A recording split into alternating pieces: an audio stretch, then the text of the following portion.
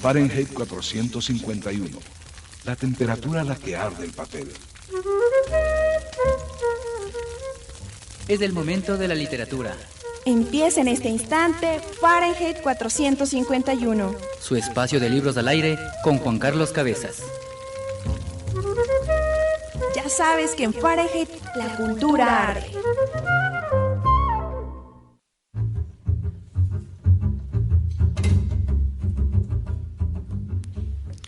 Hola, bienvenidos, ¿cómo están?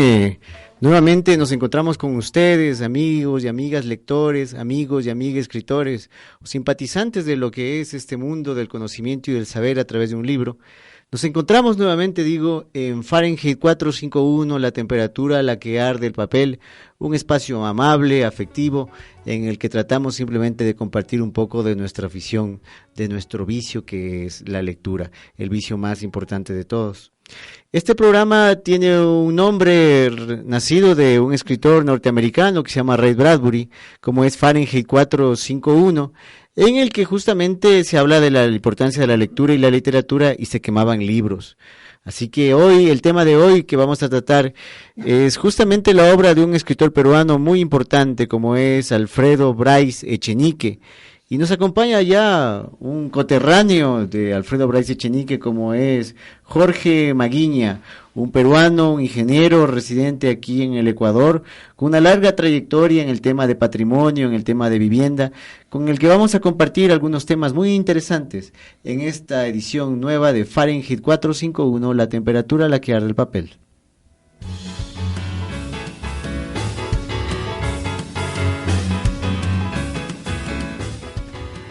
Seguro que todos ustedes están leyendo algo muy interesante en estos momentos y nos encantaría que lo compartan con todos nosotros, con todos, porque lo importante es que nos digan en qué intereses literarios tienen en estos momentos. Si ustedes quieren ser quienes nos acompañen en estos momentos en la radio, en esta nuestra casa, la Casa de la Cultura, los 940 AM, pues es muy fácil. Tienen que comunicarse al 22 20 966, un teléfono aquí en Quito, o simplemente nos pueden escribir al Facebook de Arde el Papel o al Twitter de @Arde el Papel y compartirán este espacio amable, esta silla junto a nosotros para hablar de la lectura en Fahrenheit 451.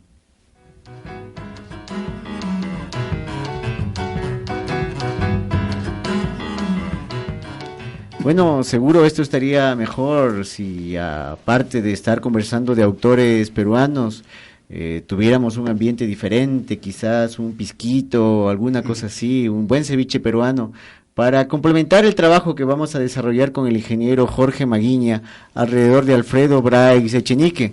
Perdonarán que no tenemos todas esas facilidades, perdonarás Jorge que no tenemos todo ese ambiente, pero finalmente lo que nos importa es hablar de literatura y también nos interesa la buena música. Espero que les haya gustado este tema de la sensacional Eva Ayón, uno de los símbolos peruanos. Aquí me contaba Jorge Maguiña que hay otros cantantes también quizás no tan conocidos pero igual de importantes. Estamos con el arquitecto Jorge Maguiña para hablar acerca del quién es Alfredo Bryce Echenique. Bryce Echenique. Cuando ustedes escuchen esta combinación de apellidos, no piensen que se trata de una cosa muy especial o un medicamento, alguna cosa así loca. Estamos hablando de Alfredo Marcelo Bryce Echenique, nacido en Lima el 19 de febrero de 1939.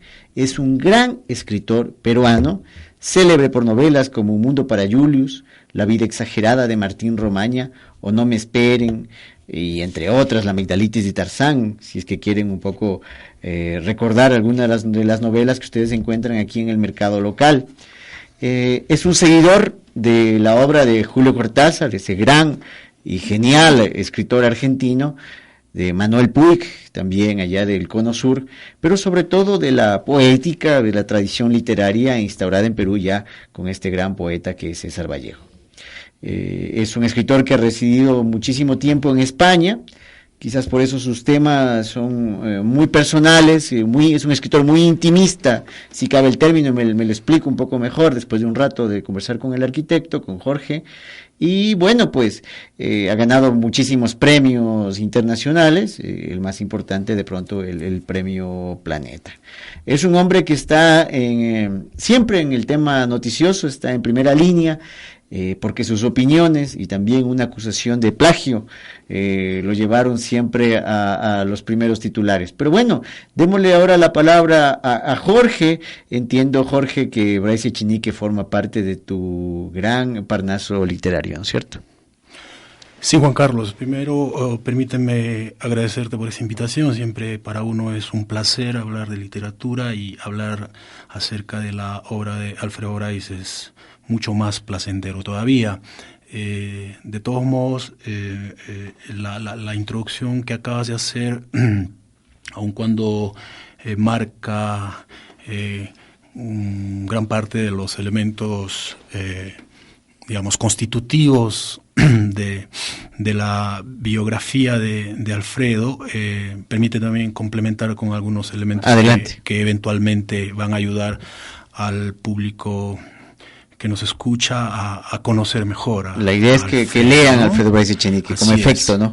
Digamos, es importante marcar que Alfredo proviene de una familia de banqueros, de una familia aristocrática limeña, y eso de alguna manera marca transversalmente la obra de Alfredo Bryce en términos de lo que va exponiendo y va difundiendo en los diferentes, digamos, en toda su obra narrativa. Exactamente, sea cuentos, sea novela, se expresa esa postura de clase, si cabe el término. Efectivamente, que probablemente después vamos a poder remarcar de mejor manera.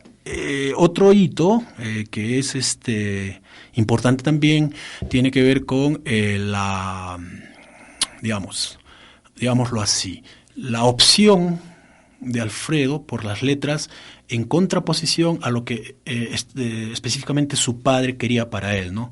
De hecho, Alfredo estudia en San Marcos Derecho. Es una universidad limeña, claro, importante, ¿no? Y popular y nacional, la Universidad del Pueblo, digamos. No es la de élite. No. Pero siendo banquero estudia en la universidad. Ese es un hito importante, porque según Alfredo, que lo cuentan en sus biografías, le permite conocer directamente el Perú profundo, ¿verdad? A San Marcos concurren, digamos, todas las sangres y todas las voces, para parafrasear a José María Arguedas, ¿no? Es un hito importante. Sin embargo, él estudia Derecho, y él no quería estudiar Derecho, pero por, digamos, satisfacer a su padre, estudia esto, y inmediatamente terminando Derecho en 1964, enrumba para Francia. Muy joven, ¿no? Del 39 al 64, 39, 59, 25 años, 25 ¿no? 25 años. En la edad de la creatividad y de la aventura, ¿no? Exacto. Y lo simpático, digamos, de esta partida es que, dada la oposición del padre, se embarca en un barco, de una compañía grande minera del Perú, en la Marconi Company, que ofrecía becas, ¿verdad?, a nivel ampliado a estudiantes, y se embarca y se va pues del Perú con rumbo a Francia. Y ahí digamos que empieza un poco la obra de Alfredo Bryce, que vamos a pretender revisar hoy día, que es una de las obras más emblemáticas de él. De hecho, estuvo incluida entre las 100 mejores obras del siglo XX en función a una encuesta que hizo el diario El Mundo de España entre críticos y público en general. Nos estamos refiriendo a La vida exagerada de Martín Romaña, ¿no? Es una obra emblemática, decía, porque de alguna manera contiene las primeras reminiscencias que Alfredo construye literariamente sobre la base de su experiencia como migrante, ¿no? Topa, digamos, su adolescencia, pero muy rápidamente. Has de saber que hay un libro inicial previo que es Un mundo para Julius, que es autobiográfico de su primera, digamos, de su infancia y su primera adolescencia, ¿no? Entonces, La vida exagerada de Martín Romaña es es una obra, es una narración que vale la pena analizarla y revisarla en el marco de introducir a Alfredo Bryce a un público que está ávido de encontrarse, ¿verdad?, con personajes de la literatura que le ayuden a valorar la literatura como un hecho que efectivamente ayuda a revitalizar el alma, ¿no? Hagamos aquí una reflexión y luego mando una pregunta que evidentemente no consta en el cuestionario, pero que es importante revisarla. La reflexión es la siguiente. Aquí en el programa hablamos de Alfredo Bryce Echenique porque es un autor que se lee muchísimo en Europa, es un autor que se lee muchísimo en América y que creo que presta en su narrativa una serie de elementos para la comprensión de una identidad nueva para nuestras naciones y para nosotros como individuos, y también porque es un grandioso escritor que ha ganado muchísimos premios y que permanentemente entra al mercado editorial con una propuesta nueva y diferente, lo cual es valioso, tomando en cuenta la edad del caballero y sobre todo que no tiene necesidad por qué hacerlo, pero se nota en esto el trabajo del intelectual permanente y siempre a la búsqueda. Lo segundo que le quiero preguntar a Jorge es si hay varios Bryce Echenique, un Bryce Echenique inicial de Huerto Cerrado, de La vida exagerada, y uno final, quizás con las obras más conocidas, las últimas, me refería a La amigdalitis de Tarzán, podríamos hablar de otras más, lanzadas quizás en los últimos años, puedo mencionar las obras infames de Pancho Marambio, Dándole pena a la tristeza, del año pasado, El huerto de mi amada. ¿En qué se diferencia este Bryce de Martín Romaña al del 2012 de Dándome pena a la tristeza? No sé si podemos traspolar ahí una relación entre un inicial y un final.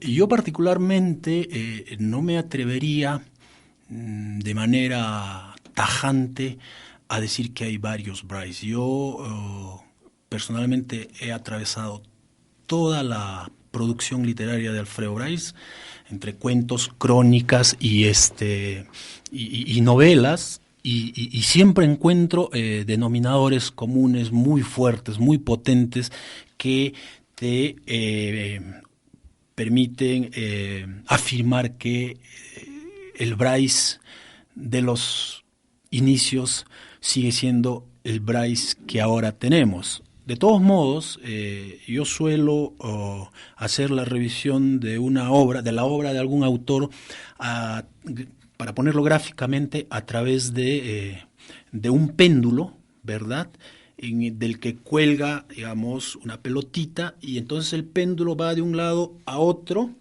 lo cual me indica a mí que los autores tienen como una gama de temas, y en el arco que conforma el giro de este péndulo están siempre adentro.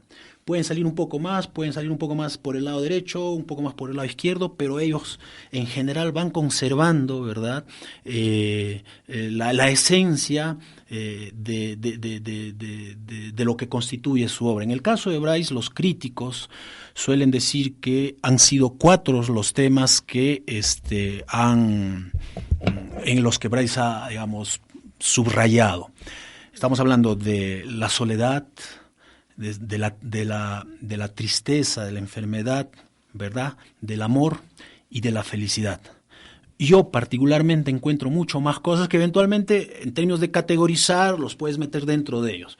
Pero, por ejemplo, no creo que haya ningún otro autor que hable de la bohemia con la facilidad, la ternura, la hilaridad con la que lo hace Alfredo Bryce. Yo tengo por ahí unos textos que después, si me lo permites, probablemente vamos a revisar para graficar, para explicitar estas cosas que te estoy diciendo. Un detalle, perdona que te corte, un detalle muy interesante de la literatura peruana en general, es que tomando algunos ejemplos, da mucha risa el talento, y dar risa a la lectura no es una cosa así nomás, o sea, hay que tener muchísimo talento para escribir algo que sea efectivamente inteligente y gracioso.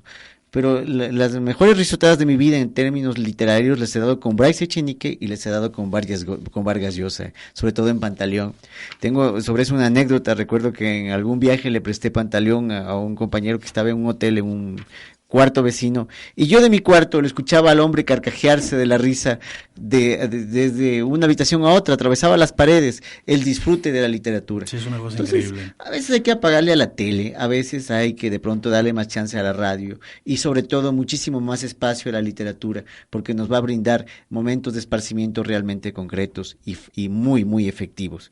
Bueno, para seguir con el diálogo tan interesante con Jorge Maguiña, uno de los invitados que más información tiene de lo que hemos tenido aquí en Fahrenheit, los que más se ha preparado, vamos a hacer honor a esto que es el 1 por 1, una parte de la ley de la comunicación que dice, vamos un poquito nada más en sacar la canción, estábamos preparando la olla de canelazo y ya finalmente cuando estuvo listo pues lo pusimos a circular para que todos ustedes pues se echen ahorita un traguito con todos nosotros.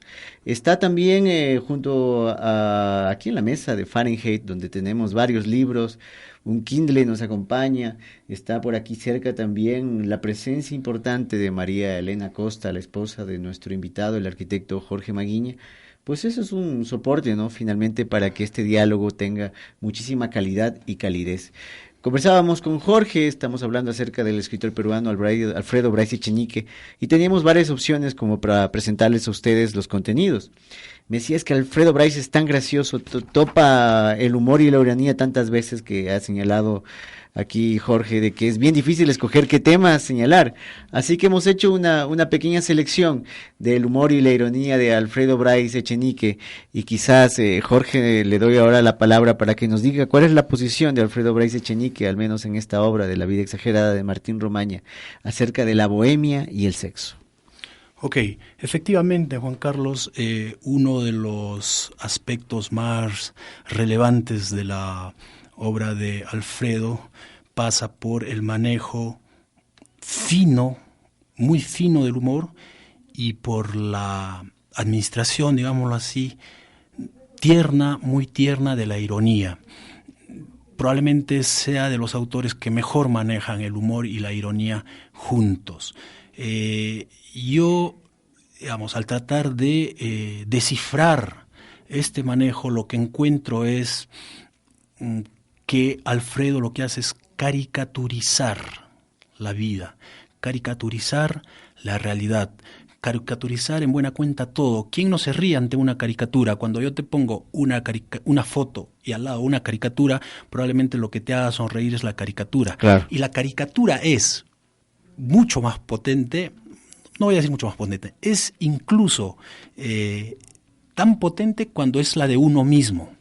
¿Pero con amargura o sin amargura? ¿O con esta ternura que hablábamos en algún momento? Efectivamente, estamos hablando de la ternura, ¿no? Pero lo que hace Alfredo, y probablemente ahí esté lo valioso de su obra, es caricaturizarse él mismo. Danos algunos ejemplos, Jorge, para que la gente diga, es cierto, da risa, está bien hecho. En Alfredo, en La vida exagerada de Martín Romaña, Alfredo vive una serie de circunstancias realmente exageradas, ¿no? Probablemente ahí podemos hacer la analogía entre la exageración y la caricatura, que definitivamente nos permiten pasar de la manera más estupenda la lectura.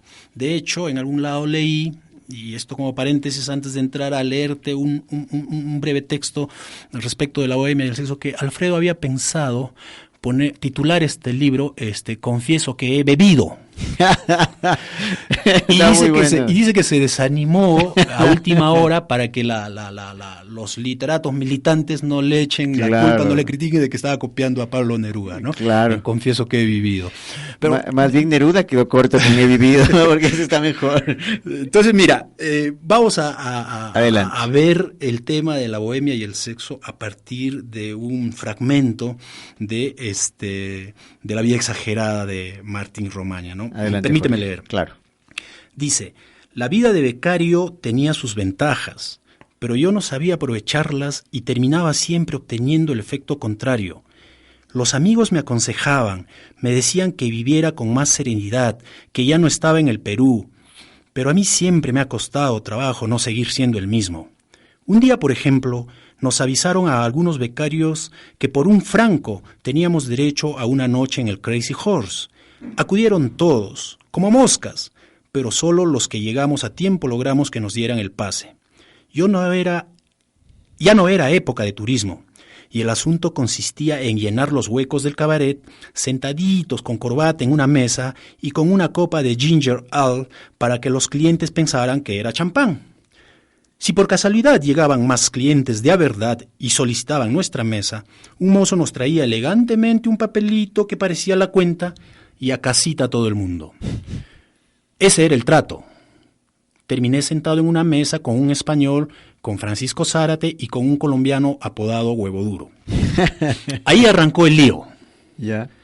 Porque a mí, de pronto, se me paró diferente que en el Perú.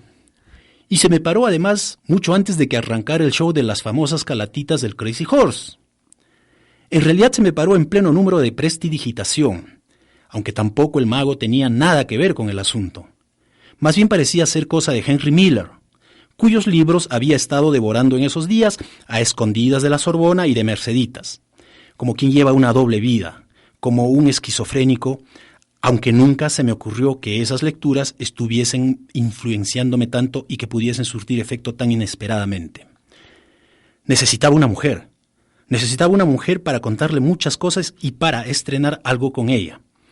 Decidí que la muchacha que estaba en la mesa de al lado con sus padres era lo que yo necesitaba. Y empecé a actuar con un desparpajo cuyo centro motor me estaba funcionando indudablemente en el pene. La muchacha sonrió como si también hubiese leído a Miller, y sus padres aceptaron su sonrisa como si yo fuera un turista ricachón divirtiéndose en París como ellos. A mí, ¿qué me importaba? Yo estaba dispuesto a prometer matrimonio, yo estaba dispuesto a inmolar mi crisis liberadora ante un altar, si era necesario, porque eso es lo que parecían andar buscando sus padres. Daban la impresión de estar paseando a la chica por Europa a ver si conseguían un buen novio. Me dispuse a ser un buen novio, al menos por una noche, cuando de pronto apareció un mozo explicándonos bajito que habían llegado clientes de verdad para nuestra mesa y entregándonos el papelito que parecía la cuenta. Yo no me muevo de aquí, les dije a mis 3 compañeros de mesa sin entrar en más explicaciones, y pedí una botella de champán. No seas bruto, me dijo Huevo Duro, se te va a ir media beca. Me queda la otra mitad para otra botella, le dije, explicándole al mozo que a sus clientes podía sentarlos en otra mesa porque yo acababa de convertirme en cliente de a verdad. Cuando pedí la segunda botella, el español me acusó de dármelas de señorito, pero yo estaba demasiado ocupado con la muchacha de al lado y continuaba sexualizándome íntegro.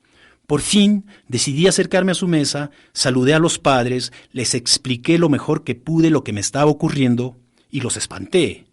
La muchacha bajó los ojos, yo le acaricié una pierna por debajo de la mesa y su papá gritó que era el embajador de Honduras. ¿Que qué me habría creído yo? Pusieron el grito en el cielo, llamaron a medio mundo y yo solo atiné a acariciarle otra vez la pierna a la muchacha, mientras 2 tipos me alzaban en peso y me pedían que los acompañara hasta la puerta. Salí prácticamente en hombros y protegiéndome el pene al máximo. Mis compañeros de mesa pagaron la cuenta y después afuera me exigieron reembolso. Bueno, excelente anécdota. ¿Qué página es? Esta está en el subtítulo Efectos Henry Miller, en la página 41 de la colección Ave Fénix de la editorial Plaza y Janes. Ya, ustedes van a decir, bueno, ¿qué leímos? Bueno, leímos una parte apenas de una gran pieza literaria y que para que ustedes vean que finalmente en la lectura hay muchísimas cosas por las que divertirse y por las que sentirse uno lleno. Al final, este gran trabajo de Alfredo Bryce Echenique ni siquiera es que acaba en ese libro, sino que tiene una segunda parte, la obra está completa, que es El hombre que hablaba de Octavia de Cádiz, uno de los libros más bonitos, más tiernos, también que hemos leído de Alfredo Bryce Echenique, que a propósito su obra ustedes la pueden encontrar tranquilamente en las librerías del Ecuador y bueno, porque es un escritor que vale la pena leer. Danos otra muestra del humor, quizás un poquito más corta, mucho Jorge. Más gorda. Claro, no sé, dentro de tu menú, ¿qué has pensado? Acá tengo, digamos, marcado, señalado, separado un fragmento muy corto, en realidad es un párrafo, de cómo Alfredo caricaturiza a la aristocracia, de donde él proviene, ojo, claro. De donde él proviene. Lo cual lo hace más valioso aún, ¿no? Efectivamente.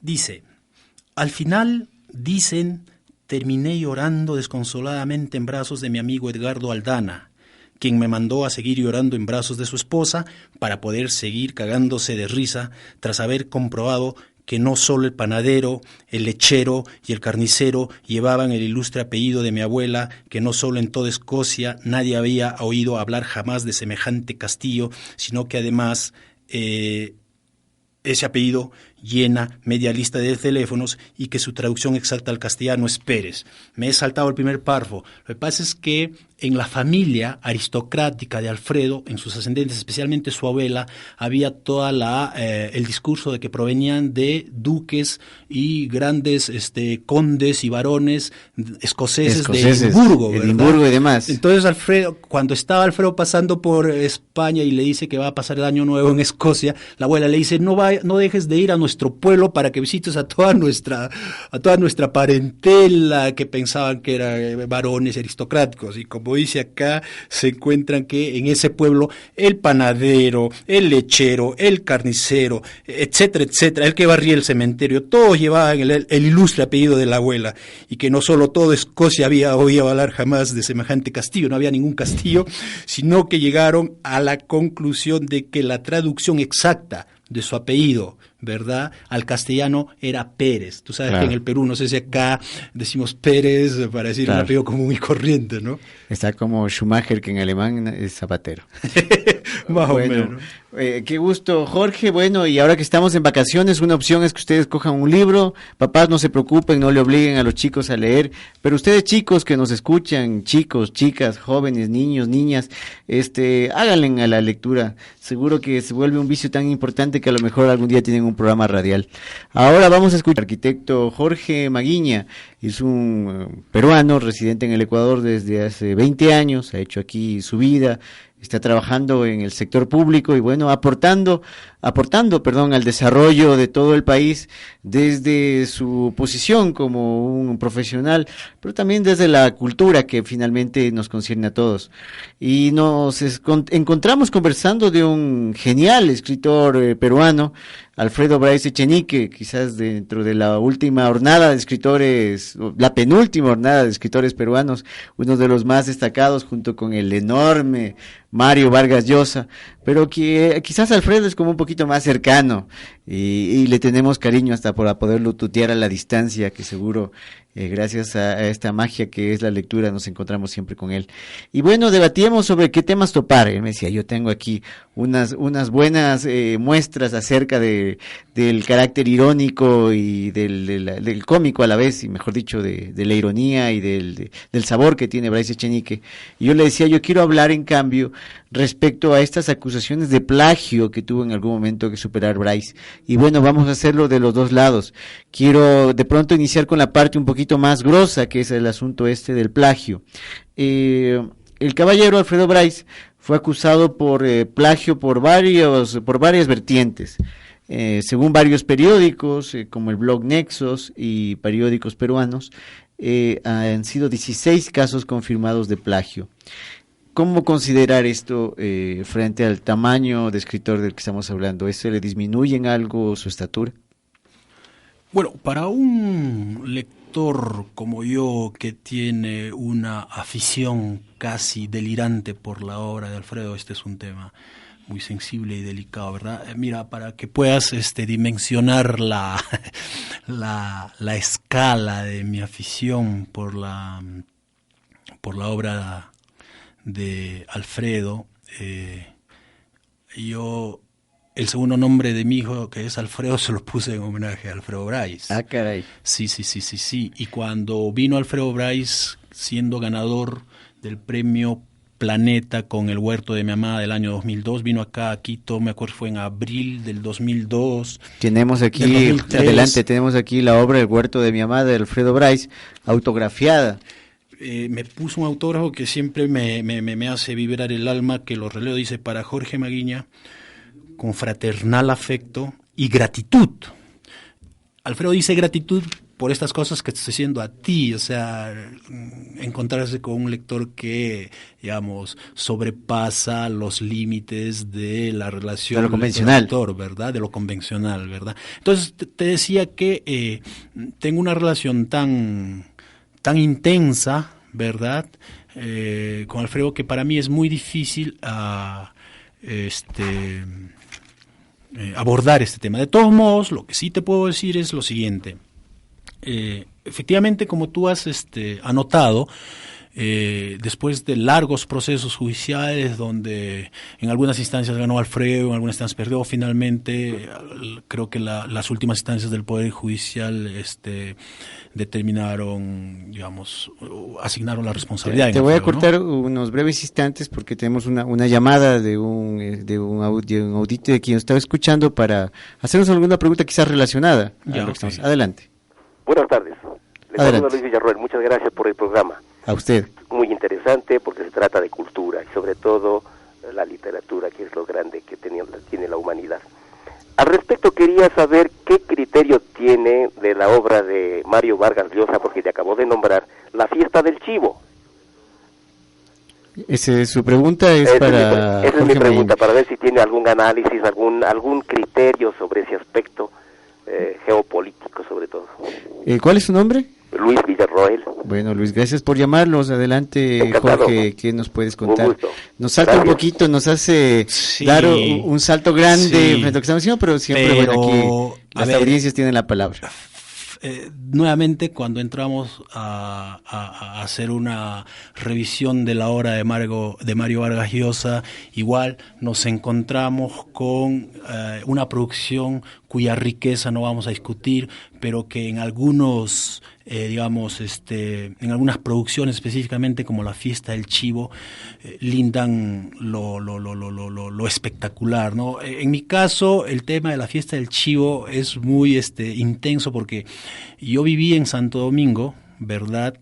Justo en simultáneo cuando estaba leyendo La fiesta del chivo. Tú sabes que La fiesta del chivo aborda todo el tema de la dictadura de Trujillo, ¿verdad? En República Dominicana. Durante 35 años y toda la conmoción social, digamos, es una reseña histórica, pero digamos que integra todos los elementos sociales, políticos y literarios que a nivel de ficción te van describiendo unos episodios realmente bien interesantes. Ahora mismo no puedo entrar al detalle porque estoy tratando de recordar, fue el año 2005 que yo leí La fiesta del chivo y que efectivamente, donde efectivamente Mario Vargas Llosa hace una descripción con una técnica literaria realmente exquisita, espectacular. Ahorita me estoy acordando porque me ha caído de sorpresa. Déjame ayudarte un poquito con una cosita, Jorge, pues muy cortita. Yo estuve en República Dominicana el año pasado. Ya. O fue este año. Y bueno, estuve en la Feria del Libro y me llamó mucho la atención que a pesar de que la dictadura de Trujillo, en teoría, terminó, todavía la sociedad de Santo Domingo está reabsorbiendo un poquito, absorbiendo nuevamente todo lo que pasó, a tal punto que estaba haciendo una película que se llama El Teniente Amado, uh-huh. ¿Ya? Que resumía los últimos momentos de Trujillo en el poder. Y la forma de hacer marketing de la película no vas a creer cuál era. Era el carro baleado en el que murió el dictador, uh-huh. Era parte de la promoción que se hacía de la película. Ahora, mucha gente dentro del mito popular allá en República Dominicana cree que Trujillo no murió en un atentado que se fraguó al interior de las Fuerzas Armadas. Y bueno, y de alguna forma es cierto, porque las estructuras físicas de sus ministerios, las estructuras jerárquicas de las Fuerzas Armadas aún obedecen a los principios de Trujillo. ¿Qué te parece? Sí, no, y digamos, hay otros elementos que eventualmente te permiten colegir que en el tema de la dictadura hay, digamos, rezagos, no llamémosle rezagos, hay unos arrastres de la conexión entre Trujillo y el pueblo. Por ejemplo, el tema de la bachata. Estoy tratando de recordar de manera espontánea algunos fragmentos. El tema de la bachata. ¿Qué pasa con la bachata? Es popularizada por Trujillo, porque Trujillo obliga a introducir la bachata a los salones de la alta sociedad. La bachata antes de Trujillo era una expresión musical vernacular que se tocaba en el campo, en el sector rural, y que, digamos, escuchar bachata era ser de una clase, más llana, etcétera, etcétera, ¿no? Entonces hay elementos de ese tipo que permiten ver cómo la figura, en este caso el dictador, es marcada por una serie de aspectos, digamos, culturales que tienen que ver con la idiosincrasia de los pueblos. Le cambió de nombre a la capital, ¿no? Le puso Ciudad Trujillo. Ciudad Trujillo, efectivamente. Efectivamente, había que un monte también, creo que tuvo el nombre de Trujillo. Al lector le recomendamos mucho también leer la obra de... se me fue el nombre de este escritor, que es la maravillosa vida de Oscar Wilde, que es de Junot Díaz. Junot Díaz es un escritor dominicano, y que en esta novela pues hace un acercamiento muy interesante a lo que es Trujillo. Le agradecemos muchísimo la llamada. Acuérdense que nuestro teléfono es el 2220-966. Podemos hacer otra sesión y vamos a hacer una sesión especial para el lector, que nos encantaría que se comunique con nosotros nuevamente para invitarle y hablar con él acerca de Trujillo, así que si nos llama nuevamente pues le quedaremos muy agradecidos. Y bueno, estamos conversando justamente con ese sabor, con el arquitecto Jorge Maguiña, quien es un enorme aficionado, uno de los más importantes que he conocido de la literatura de Alfredo Bryce Echenique, de entrada, porque también tiene otros intereses. Y bueno, nos acompaña aquí también la esposa de Jorge, que es María Elena Costa, y mi esposa también, Angélica Mendoza, que está haciendo las fotos. Las menciono igual al compañero Paolo, aquí de la Radio Casa de la Cultura, porque sin ellos este programa evidentemente no es posible. Bueno, y antes de terminar, porque ya el tiempo se nos va agotando, esa es una buena señal de que el programa ha estado entretenido, estamos preparando otros temas para seguir dialogando. Justamente me preguntaba Jorge, ¿y qué viene a continuación? Pues a continuación viene Stanislaw Lem, que es un escritor de ciencia ficción polaco. Vamos a pasar luego a un cambio radical de 360 grados para hablar de Jorge Pareja Díez Canseco, el escritor ecuatoriano. Vamos a hablar acerca de otros grandes creadores. En algún momento también vamos a hablar de Marcela Peñeiro y de su Betty Boo, que también ha vendido mucho. Y quizás en un poco tiempo más vamos a hacer una revisión de esa genial escritora que es Irene Nemirovsky, quizás con Jezabel, ¿no es cierto?, para hacer una profundización en esto. A ver, esta es una sala de lectura, y como una sala de lectura, pues evidentemente nos preparamos para contarles a ustedes en qué nos encontramos, en qué aventuras literarias nos encontramos. Pero necesitamos de su colaboración, que nos digan: estoy leyendo tal obra, me parece genial, estoy leyendo Paulo Coelho, aunque sea, estoy leyendo Carlos Cuauhtémoc, pues hablemos de Carlos Cuauhtémoc, no tengo ningún problema, hablemos de Paulo Coelho. Si eso es lo que están leyendo nuestros jóvenes, hagámoslo también. A mí me interesa Walter Rizzo, lo que sea. Vengan, conversen con nosotros, díganos qué están leyendo, porque seguro van a encontrar otras vertientes. Nos pueden llamar al 2220-966 o también escribirnos a las redes sociales, al Facebook de Arde el Papel y al Twitter de @ArdeElPapel. Esos son nuestros canales noticiosos para que por favor nos hagan llegar sus visiones y sus propuestas. Bueno, finalmente, Jorge, una conclusión respecto al tema de Bryce Echenique. Bryce Echenique, de aquí a futuro, evidentemente todavía le quedan en sus bastantes cartuchos, pero ¿por qué es importante a futuro seguir leyendo Alfredo Bryce Echenique? A ver, yo te daría una respuesta de lo más coloquial y llana posible, porque leyendo a Alfredo Bryce uno la pasa estupendamente bien. Y si yo